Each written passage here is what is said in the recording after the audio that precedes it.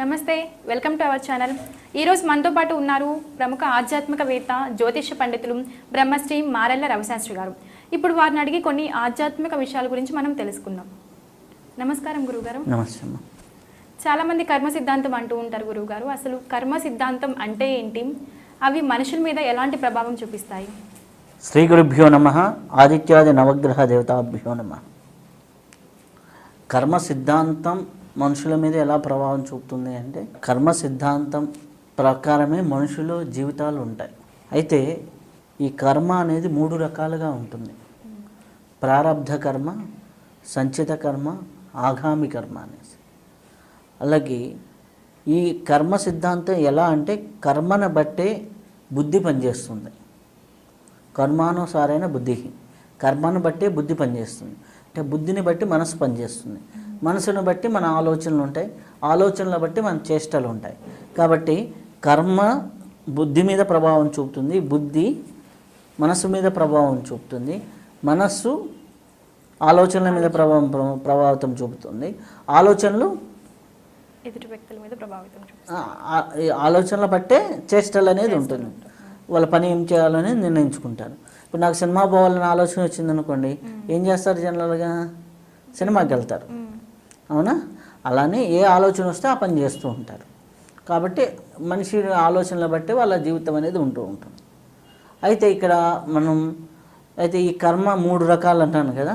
ప్రారబ్ధ కర్మ, సంచిత కర్మ, ఆగామి కర్మ. అంటే సంచితం అంటే టోటల్ కర్మ అన్నమాట. ప్రారబ్ధం అంటే నువ్వు ఈ జన్మలో ఏదైతే అనుభవించడానికి తెచ్చుకున్నావో అది ప్రారబ్ధం. ఏదైతే ఇక్కడ చేసి ఒక బ్యాలెన్స్ క్రియేట్ చేస్తావు కదా, అది ఆగామి. అంటే రాబోయే టయానికి, అంటే ఫ్యూచర్లో మన మీద ప్రభావితం చూపించే కర్మ అన్నమాట. అయితే దీన్ని ఎలా అర్థం చేసుకోవాలంటే సింపుల్. మీ ఇంట్లో బీరువాలో 10,000 రూపాయలు ఉన్నాయి. మీరు వస్తూ ఈరోజు ఖర్చులకి ఒక 1000-2000 పట్టుకొని వచ్చారు. టోటల్ కర్మ, సంచిత కర్మ ఎంత? ఏదైతే టోటల్ ఉందో అది, దాంట్లో నుంచి మీ ఇప్పుడు ఒక 2,000 రూపాయలు, ఆ 2,000 ప్రారంధం.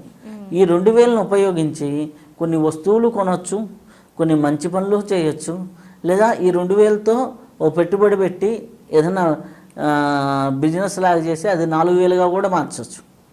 సో ఇక్కడ ఉన్నటువంటి ఆ 2,000ని చివరికి ఎండ్ ఎలా చేసావు అనే దాన్ని బట్టి వచ్చేది ఆగామి కర్మ. అయితే మనం జాతకం ప్రకారం కానీ జ్యోతిష్యం ప్రకారం కానీ మనం చూసుకున్నట్లయితే కర్మ సిద్ధాంతం, మన కర్మ ఎంతమంది మీద అప్లై అవుతుంది అంటే, మన కర్మను బట్టే మన తల్లిదండ్రులు ఉంటారు, మన కర్మను బట్టే మన యొక్క అన్నదమ్ములు ఉంటారు, మన కర్మను బట్టే మన చుట్టూ బంధువులు ఉంటారు. అయితే వీళ్ళు ఎంతమంది ఉంటారు లెక్కేద్దాం. అమ్మ తరపున, నాన్న తరపున వేసుకున్న ఒక 100, ఎంత మంచి ఫ్యామిలీ అయినా ఒక 200 మెంబర్స్ కంటే ఎక్కువ మంది ఉండరు. అంటే ఫస్ట్ ఇంట్లో వాళ్ళు ఎక్కువ నీ మీద ప్రభావితం చూపుతారు. తర్వాత ఇంకా ఎక్కువ అంటే బంధువర్గం వాళ్ళు, అలాగే కొంతమంది ఫ్రెండ్స్. వీళ్ళు తప్పితే నీ సర్కిల్, వీళ్ళు తప్పితే బయట వాళ్ళంతా కర్మాతీతులే కదా. నీ కర్మ సర్కిల్లో లేని వాళ్ళే కదా. అంటే ఈ 100 మందో 200 మందికో కాకుండా నువ్వు ఎవరికి ఏం హెల్ప్ చేసినా అది పుణ్యకర్మగానే అవుతుంది, ఎవరికి హామ్ చేసినా పాపకర్మగానే అవుతుంది. ఈ 200 మందిలో కర్మ రుణాలు ఉంటాయి. మీ మామయ్య నీకు 1,00,000 రూపాయలు ఇచ్చాడు, ఆయన ఎప్పుడో పోయిన జన్మలో నీకు ఇవ్వాల్సి ఉంటే ఇప్పుడు తీసుకొచ్చి ఇస్తాడు. నువ్వు వ్యాపారం పెట్టుకోరా, ఉంచుకోరా అని ఇస్తాడు. లేకపోతే మీ తమ్ముడో మీ అన్నయ్యో ఎవరో ఒకరు 1,00,000 2,00,000 తీసుకుపోయి నేను ఇవ్వలేననే కొడతారు. ఇదంతా ఏంది? ఇక్కడ లోకల్ కర్మ ఫలితాలు, పూర్వజన్మ కర్మ రిలేషన్ ఉంటాయి. అందుకనే పూర్వంలో మన వాళ్ళు ఏం చెప్పారు, సేవ అనేది ఎక్కువ చేయమనేవాళ్ళు. ఎందుకు అంటే మనం సేవ చేసేటప్పుడు ఒక ఊర్లో కావచ్చు, ఒక చోట కావచ్చు, ఈ 200 పరిధి లోపల ఉండేవాళ్ళు ఎవరు ఉండరు. తర్వాత వాళ్ళకే ఎక్కువ సేవ చేస్తాం. చేసినప్పుడు అదంతా ఏమవుతుంది? పుణ్యకర్మ కింద మారుతుంది. ఇప్పుడు ఎంత అయితే పుణ్యకర్మ మారుతూ ఉంటుందో ఆటోమేటిక్గా వాళ్ళ యొక్క ఆగామి కర్మల పుణ్యం అనేది పెరుగుతూ ఉంటుంది. అంటే రాబోయే తరాల్లో ఎక్కువగా ఉన్నతిగా ఉంటారు. ఫర్ ఎగ్జాంపుల్ చూద్దాం. ఇప్పుడు ప్రారబ్ధ కర్మ కోటీశ్వరుల ఇంట్లో పుట్టాలని ఉంది. ఓకే, కోటీశ్వరుడి ఇంట్లో పుట్టాలని వాళ్ళ పుణ్యకర్మ గత జన్మలో ఎక్కువ ఉంది కాబట్టి దాన్ని అనుభవించడానికి కోటీశ్వరుల ఇంట్లో పుట్టారు. వాళ్ళ ఆ కోట్ల రూపాయల ధనంతో మళ్ళీ పుణ్యకర్మే చేస్తున్నారు అనుకోండి, ఏమవుతుంది మళ్ళీ అది ఆ కోటీశ్వరుడు కానీ రిపీట్ అవుతాడు. ఇప్పుడు చూడండి, మనకి వరల్డ్ ఫేమస్ రిచెస్ట్ పర్సన్ ఎవరు? Bill gates. బిల్ గేట్స్ ఏం చేస్తాడు? తన సంపాదనలో ఎక్కువ భాగం సర్వీస్కే ఇస్తున్నాడు, డొనేషన్ ఇస్తున్నాడు. అలా ఇస్తున్నప్పుడు ఏమవుతాడు, మళ్ళీ నెక్స్ట్ జన్మలో కూడా బిల్ గేట్స్ మళ్ళీ దాన్ని అనుభవించడానికి మళ్ళీ అలానే పుడుతూ ఉంటారు. అలా ఎవరైతే డబ్బుని సద్వినియోగపరుస్తారో అదే డబ్బుని దుర్వినియోగపరచవచ్చు. నా దగ్గర డబ్బు ఉందనేసి ఏ నేరాలైనా చేసేసి పోలీసులను కొనేసి ఎటువంటి అన్న కేసులు చేసేసి ఇవన్నీ కూడా చేయొచ్చు. సో అప్పుడేమవుతుంది, అప్పుడు పాపకర్మ ఆగామి కర్మగా మారుతుంది. అంటే పుణ్యకర్మ పెంచుకుంటామా పాపకర్మ పెంచుకుంటామా అనేది మన చేతుల్లో ఉంది. వీలైనంత వరకు పుణ్యకర్మ చేసుకుంటూ రాబోయే ఆగామి కర్మను పుణ్యకర్మగా మార్చుకుంటూ ప్రారబ్ధాన్ని తగ్గించుకుంటూ అనుభవించాల్సిన కర్మలో ఏదైతే ఉంటుందో ఆ కర్మ ప్రకారం మనం జీవిస్తూ ఉండాలి. అయితే ఇక్కడ జ్యోతిష్యం ఎలా అప్లై అవుతుందంటే, జ్యోతిష్యం ఏంటంటే కర్మఫల దర్శిని అంటారు. అంటే మన కర్మ ఏదైతే ఉందో ప్రారబ్ధ కర్మ, అంటే ఈ జన్మలో నువ్వు అనుభవించుకోవడానికి తెచ్చినటువంటి ఏదైతే కర్మ ఉందో ఆ కర్మని నువ్వు ఇది ఇప్పుడు పుణ్యాలు ఉన్నాయి, ఇప్పుడు పాపాలు ఉన్నాయి, ఇప్పుడు ఇది అనుభవిస్తామని చెప్పేది ప్రారబ్ధ కర్మ గురించి పూర్తి వివరాలు చెప్పేసి జ్యోతిష్యంలో చెప్తారు. ఓహో నాకు ఈ కష్టాలు నేను తెచ్చుకున్నా, సో ఈ కష్టాలు పోవాలంటే ఏం చేయాలి, దానికి రివర్స్ సైకిల్లో నువ్వు సేవ కానీ నువ్వు యొక్క ధర్మాన్ని కానీ నిర్వర్తిస్తే ఆటోమేటిక్గా పుణ్య అంటే సుఖవంతమైన జీవితాన్ని పొందుతావు. అలానే ఇప్పుడు పూర్వజన్మలో ఇప్పుడు మంచి చేస్తే మంచిగానే ఉంటుంది అన్నట్లు అంటున్నారు కదా గురు. అదే పాపాలు ఎక్కువగా చేస్తారు, నెక్స్ట్ జన్మలో కూడా అవి ఎఫెక్ట్ అవుతాయా? ఖచ్చితంగా ఉంటాయి. ఎందుకు అంటే మన యొక్క సబ్ కాన్షియస్ మైండ్ ఏదైతే ఉంటుందో దాన్నే చిత్తము అంటారు, లేదా మన సూక్ష్మ శరీరం అంటారు. ఈ సూక్ష్మ శరీరంలో మొత్తం పోయి డేటా నిక్షిప్తం అవుతుంది. ఇప్పుడు మీరు సింపుల్ ఒక కంప్యూటర్ ఉంది, కంప్యూటర్లో ఇంటర్నల్ డేటా ఉంది, అది కాపీ చేశారు, సిస్టమ్ పాడైపోయిందని సిపియూని తీసేశారు, ఇది తీసుకెళ్ళి మళ్ళీ ఇంకొక సిస్టానికి కాపీ చేస్తే మొత్తం డేటా అదే కదా. సింపుల్. ఈ మధ్య మీకు ఒక సినిమా చూశాను, ప్రాజెక్ట్ జెడ్ అనేసి సినిమా. ఆ ప్రాజెక్ట్ జెడ్లో సందీప్ కిషన్ అనుకుంటా, దాంట్లో ఏమవుతానంటే ఒక ప్రాజెక్ట్ జెడ్ అనేది థియరీ. దాంట్లో ఏంటంటే మైండ్లో ఉన్నటువంటి డేటా మొత్తాన్ని కాపీ చేసి వేరే వ్యక్తి మైండ్లో కాపీ చేస్తారు. ఇతను ఎప్పుడైతే చనిపోతాడో ఆ మైండ్లో యాక్టివేట్ అవుతుంది ఆ డేటా. అంటే అక్కడ ఉన్నది ఎవరు? ఇతనే. ఓకే, శరీరం మాత్రం పోయింది, అక్కడికి డేటా ట్రాన్స్ఫర్ అయింది.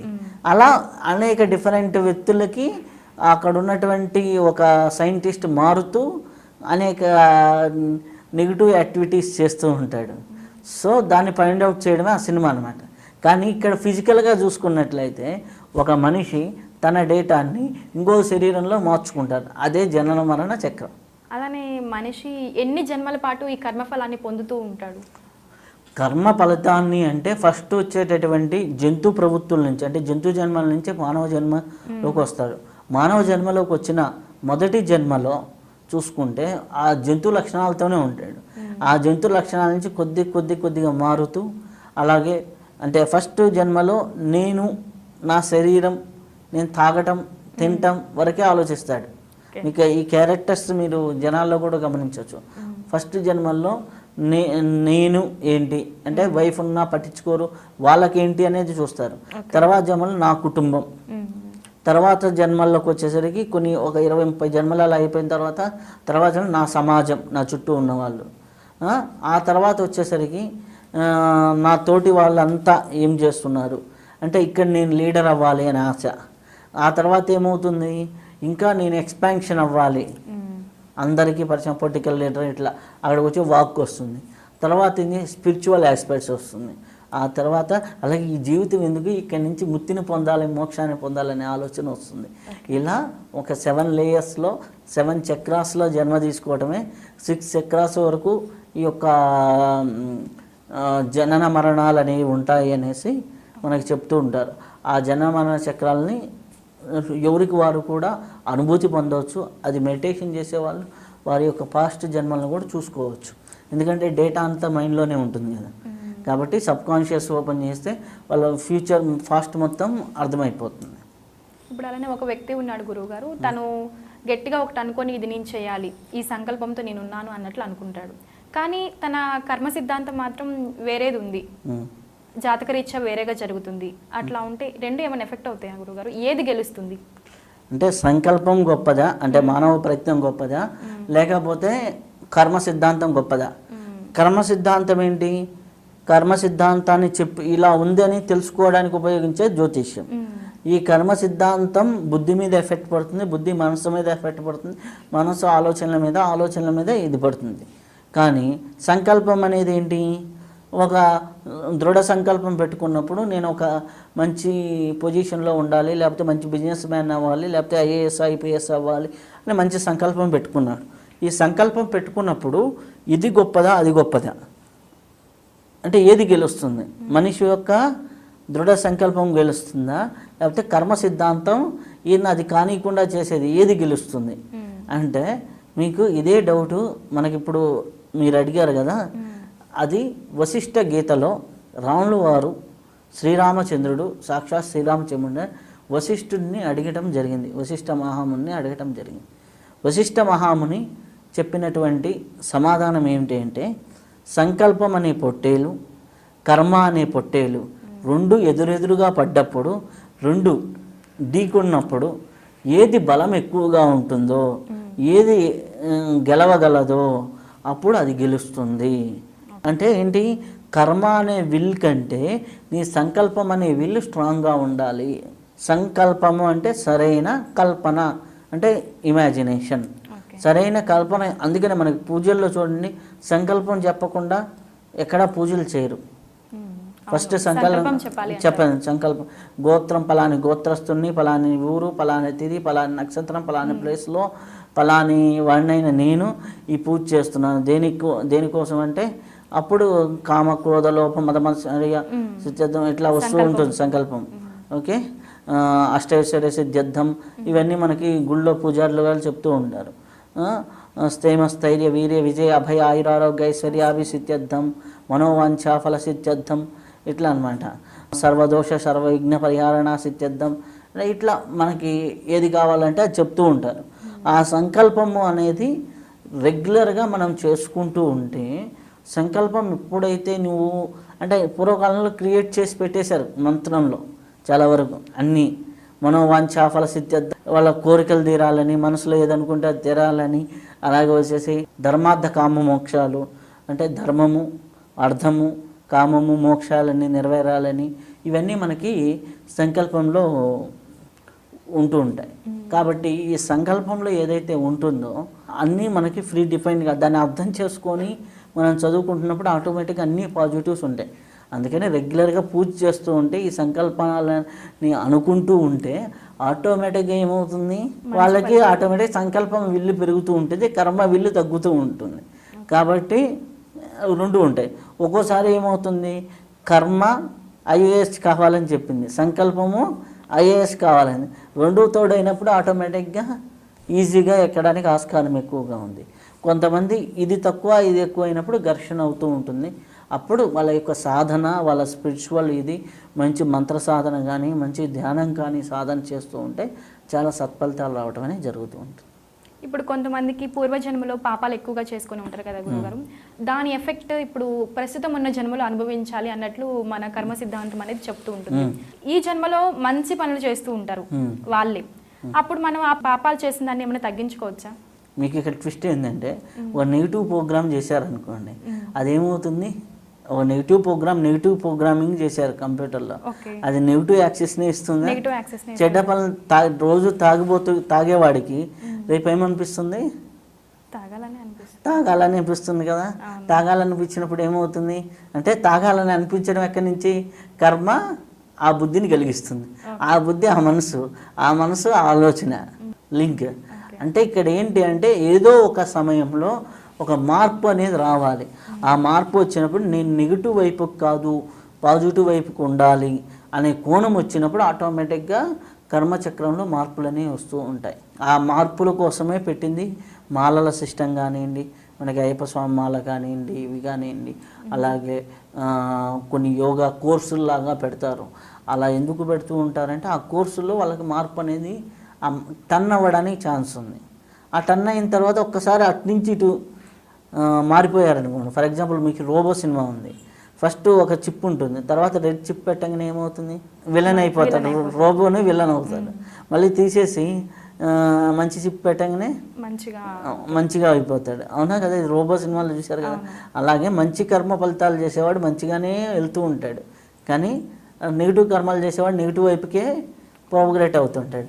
అప్పుడు కరెక్ట్ చిప్ కానీ పెట్టగలిగితే జీవితంలో అదే మనకి సంస్కారాల రూపంలో మన పుట్టినప్పటి నుంచి శ్రీమంతం దగ్గర నుంచి గర్భాధానం దగ్గర నుంచి పుంసామ సంస్కారం వరకు అన్నీ 1 by 1 నామకరణము, చూడకర్మ, ఇవన్నీ కూడా సంస్కారాల రూపంలో మనకి పెద్దలు అందించి ఉన్నారు. 16 సంస్కారాలు ఉంటాయి మనిషి ఎండ్ వరకు. ఈ 16 సంస్కరించడం అంటే ఏంది, అటు పోయేవాడిని తీసుకొచ్చి ట్రాక్లో ఉంటాం. అలా ట్రాక్లో ప్రతి చోట పెట్టినప్పుడు ఏమవుతాడు, సరైన మార్గంలో వెళ్తారు. అలా ప్రతి చోట కూడా మనిషి తప్పు చేయకుండా సరిచేసే విధంగా ఉన్న ఏకైక సాంప్రదాయమే భారతీయ సాంప్రదాయం. జ్యోతిష్యం పరంగా మనం ఏమన్నా పాపాలు చేస్తే మన కర్మలను ఏమైనా తగ్గించుకోవచ్చా గురువుగారు? జ్యోతిష్యపరంగా కర్మాన్ని అనుభవించక తప్పదు, కాకపోతే కర్మ తీవ్రతని ఎఫెక్ట్ కానికుండా చేయొచ్చు.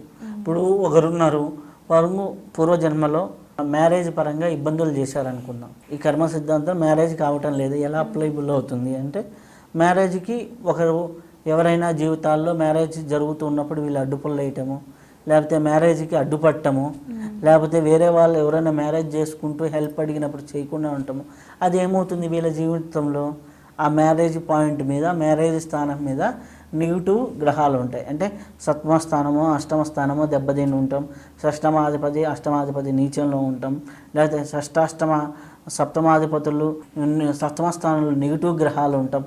అలా ఉన్నప్పుడు ఆటోమేటిక్గా ఏమవుతుంది, నెగిటివ్ ఇండికేషన్ పుట్టినప్పుడే తెలిసిపోతుంది, ఓహో వీడికి మ్యారేజ్లో ప్రాబ్లం వస్తుంది. అప్పటి నుంచి ఏం చేయాలి, చిన్నప్పటి నుంచి ఎవరెవరైతే గ్రూప్ మ్యారేజ్లు చేసుకుంటున్నారో, లేకపోతే ఎక్కడైనా పెళ్ళిళ్ళు జరుగుతున్నాయో, దేవుడి కళ్యాణాలు జరుగుతున్నాయో, లేకపోతే పేదవాళ్ళు పెళ్ళిళ్ళు అక్కడ ఈ అబ్బాయి చేత ఏదైనా డొనేట్ చేయించడం, లేకపోతే ఆ పెళ్ళికి వెళ్ళి వడ్డించడం, లేదా ఆ పెళ్ళికి సహాయం చేయగలగటం. వడ్డానికి ఏ ఖర్చు అవసరం లేదు, పేదోడైనా చేయొచ్చు, పెద్దోడైనా చేయొచ్చు. ఓకే, మీకు పూర్వంలో చూసుకోండి, పెళ్ళిళ్ళకి ఇంత ఇష్యూలు ఉండేవి కాదు. ఎందుకు అంటే ఖచ్చితంగా ఓ పెళ్ళి కాని వాళ్ళు, ఇది ప్రయోగం చేసి కూడా చూసాం, ఓ పెళ్ళి కాని వాళ్ళు 10 పెళ్ళిళ్ళకి పోయి వడ్డం చేస్తే 11వ పెళ్ళి వీళ్ళదవుతుంది. పూర్వంలో ఏం జరిగేది, ప్రతి ఊర్లో కూడా పెళ్ళి అంటే హ్యాపీగా అందరూ వచ్చేవాళ్ళు, వడ్డం చేసేవాళ్ళు. కాబట్టి వీళ్ళకున్న కుజు దోషాలు, గిజి దోషాలు, కాల సర్ప దోషాలు అంత స్టడీ ఏమీ లేదు పూర్వంలో. హ్యాపీగా వచ్చేది, వీళ్ళ పెళ్ళిళ్ళు కూడా అయిపోయాయి. ఎందుకు, కర్మ థియరీలో అది ఉండేది ప్రిన్సిపల్. కానీ ఇప్పుడు ఏం చేస్తున్నాం, హ్యాపీగా స్టైల్గా 9 గంటలకు పెళ్ళి అంటే 8:30కి వెళ్ళేసి హ్యాపీగా 4 స్నాక్స్ అదే చైర్లోకి వస్తే క్యాటరింగ్ వాళ్ళు తెస్తే అక్కడనే కూర్చొని తింటూ, ఆ తర్వాత వాళ్ళే కూల్ డ్రింక్ తెస్తే తాగి, ఆ తర్వాత డిన్నర్కి వెళ్ళేసి డిన్నర్ ఏదేదో అన్నీ అక్కడ ఉంటే అది కూడా నిలబడి తిని బయటకు వచ్చేస్తున్నాం. అవునా, నువ్వు పెళ్ళికి ఎక్కడ సాగిపడ్డావు? మనం పైగా అక్కడ కూర్చొని పెళ్లి కూతురు అమ్మ ఈ చీర కట్టుకుంది, పెళ్లి కూతురు ఇది కట్టుకుంది, లేకపోతే పెళ్లి కొడుకు ఇంకొద్దిగా హైట్ ఉంటే బాగుండు, లేకపోతే గడ్డం పెట్టుకున్నాడు. మొన్న నేను ఒక పెళ్ళికి వెళ్ళా, ఆ పెళ్ళికి నా వెనక ఒక బ్యాచ్ కూర్చున్నారు. నేను మామూలుగా షర్ట్ వేసుకొని వెళ్ళాను, కూర్చోండి. అసలుకి పెళ్లి కొడుకు గడ్డం ఎందుకు పెట్టుకున్నాడు అనేది డిస్కషన్ అన్నమాట వెనక వాళ్ళందరూ. అదే అంటే నెగిటివ్ కోణంలో అబ్బాయి ఎవరు నన్ను లవ్ చేశాడు, ఇట్లా నెగిటివ్ కోణం. ఆ గడ్డం అబ్బాయి తీలా, సో డైరెక్ట్గా పోయి చెప్పు. నెగిటివ్ డిస్కషన్ ఎందుకు, ఖాళీగా ఉంటే ఇట్లాంటి డిస్కషన్స్ వస్తాయి. ఏదో పని చేస్తుంటే డిస్కషన్స్ రావు. అప్పుడు పెళ్ళిళ్ళలో సహకరిస్తే, ఇది నాకు మా గురువుగారు చెప్పారు. ఏమని అంటే, ఎవరైతే పెళ్ళిళ్ళు కాలేదో వాళ్ళకి కుజు దోషము, చాలా పెద్ద పెద్ద పూజలు ఇవి అవి కాదు, సింపుల్గా ఉన్న వాళ్ళకి ఏం చెప్పాలి అంటే, పెళ్ళిళ్ళకి పోయి వడ్డం చేయమను. వాళ్ళ ఊళ్ళో జరుగుతూ ఉంటాయి కదా, ఫ్రెండ్లీగా పోతుంటారు కదా అందరు, అట్లా హెల్ప్ చేయమను అన్నప్పుడు ఆటోమేటిక్గా నేను ఇది నాకు బాగా తెలిసిన క్యాటరింగ్లో అడిగాను, మీ దగ్గర క్యాటరింగ్కి వస్తారు కదా, వాళ్ళ పిల్లల పెళ్ళిళ్ళు ఎవడి అన్నా ఆగినాయా అని అడిగా. అడిగితే వాళ్ళు క్యాటరింగ్ చాలా పెద్దది, 1,00,000 మందికి కూడా వంట చేసే వాళ్ళు ఎప్పుడు కూడా 500 నుంచి 600 మంది వర్కర్స్ ఉంటారు. వాళ్ళల్లో 7 పెళ్ళి ఇంతవరకు గాల, అంటే పెళ్ళిళ్ళు బ్రేక్ కావటం కానీ జరగల. 600 మందిలో ఒక్కడికన్నా కుజదోషం ఉండదా? ఒక్కడికన్నా పెళ్ళి ఆలస్యం అవ్వాలి కదా, కాకుండా అయిపోతూ ఉన్నాయన్నమాట. సో సేమ్ ఫార్ములా అక్కడ వర్కౌట్ అయింది. కాబట్టి అలా ఎవరికైతే కుజదోషం ఉన్నా కానీ, అంటే కర్మ సిద్ధాంతంలో మ్యారేజ్ పరంగా ఇలా అప్లైబుల్ అవుతుంది. సో చూసారు కదండి, మీ జాతక రీత్యా కానీ ఇంకేమైనా తెలుసుకోవాలనుకుంటే స్క్రీన్ మీద కనిపిస్తున్న నెంబర్కి కాల్ చేసి గురువుగారు అపాయింట్మెంట్ తీసుకొని సంప్రదించండి. ఈ వీడియో కనుక మీకు నచ్చినట్లయితే లైక్ చేయండి, షేర్ చేయండి. ఇలాంటి మరిన్ని ఆధ్యాత్మిక విషయాల కోసం మా ఛానల్ని సబ్స్క్రైబ్ చేసుకోండి. నమస్తే, వెల్కమ్ టు అవర్ ఛానల్. ఈరోజు మనతో పాటు ఉన్నారు ప్రముఖ ఆధ్యాత్మికవేత్త, జ్యోతిష పండితులు బ్రహ్మశ్రీ మారెల్ల రవిశాస్త్రి గారు. ఇప్పుడు వారిని అడిగి కొన్ని ఆధ్యాత్మిక విషయాల గురించి మనం తెలుసుకుందాం. నమస్కారం గురువుగారు. నమస్తే. చాలామంది కర్మ సిద్ధాంతం అంటూ ఉంటారు గురువుగారు. అసలు కర్మ సిద్ధాంతం అంటే ఏంటి? అవి మనుషుల మీద ఎలాంటి ప్రభావం చూపిస్తాయి? శ్రీ గురుభ్యో నమః. ఆదిత్యాది నవగ్రహ దేవతాభ్యో నమః. కర్మ సిద్ధాంతం మనుషుల మీద ఎలా ప్రభావం చూపుతుంది అంటే, కర్మ సిద్ధాంతం ప్రకారమే మనుషుల జీవితాలు ఉంటాయి. అయితే ఈ కర్మ అనేది 3 రకాలుగా ఉంటుంది. ప్రారబ్ధ కర్మ, సంచిత కర్మ, ఆగామి కర్మ అనేసి. అలాగే ఈ కర్మ సిద్ధాంతం ఎలా అంటే, కర్మను బట్టే బుద్ధి పనిచేస్తుంది. కర్మానుసారైన బుద్ధి, కర్మను బట్టే బుద్ధి పనిచేస్తుంది. అంటే బుద్ధిని బట్టి మనసు పనిచేస్తుంది, మనసును బట్టి మన ఆలోచనలు ఉంటాయి, ఆలోచనలు బట్టి మన చేష్టలు ఉంటాయి. కాబట్టి కర్మ బుద్ధి మీద ప్రభావం చూపుతుంది, బుద్ధి మనసు మీద ప్రభావం చూపుతుంది, మనస్సు ఆలోచనల మీద ప్రభావితం చూపుతుంది, ఆలోచనలు ఎదుటి వ్యక్తుల మీద ప్రభావితం ఆలోచనల బట్టే చేష్టలు అనేది ఉంటుంది. వాళ్ళ పని ఏం చేయాలని నిర్ణయించుకుంటారు. ఇప్పుడు నాకు సినిమా పోవాలని ఆలోచన వచ్చిందనుకోండి, ఏం చేస్తారు? జనరల్గా సినిమాకి వెళ్తారు, అవునా? అలానే ఏ ఆలోచన వస్తే ఆ పని చేస్తూ ఉంటారు. కాబట్టి మనిషి ఆలోచనల బట్టి వాళ్ళ జీవితం అనేది ఉంటూ ఉంటుంది. అయితే ఇక్కడ మనం ఈ కర్మ 3 రకాలు అంటాను కదా.